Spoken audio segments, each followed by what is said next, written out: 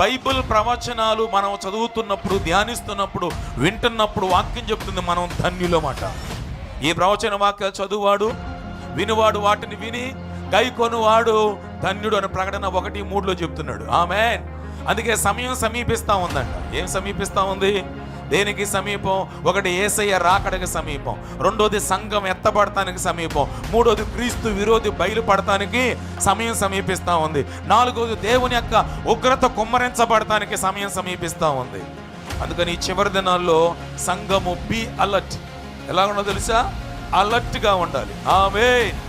మీ కుటుంబాన్ని అలర్ట్ చేసుకోవాలి. ముందు నిన్ను నీవు అలర్ట్ చేసుకోవాలి. ఎవరొచ్చినా నాకు రాపని నాకు అనవసరం, నేను సిద్ధపడాలి. నేను సిద్ధంగా ఉన్నా, నా కుటుంబాన్ని సిద్ధపరచుకోవాలి. నా కుటుంబం సిద్ధంగా ఉంది. నా యొక్క ఇరుగు పొరుగు వారినో, లేకపోతే నా బంధువులను, నా స్నేహితులను, నా యొక్క అదిగో నా కుమారులను, కుమార్తెలు నేనేం చేసుకోవాలి? సిద్ధపరచాలి. ఆమేన్. చెప్పండి గట్టిగా ఆమేన్. అలా లేకపోతే ప్రియమైన దేవుని బిడ్డలారా, మనం విడవబడతాం. విడవబడ్డ వారికి ఎలాంటి శిక్ష ఉంటుందో వాక్యం స్పష్టంగా చెప్తుంది.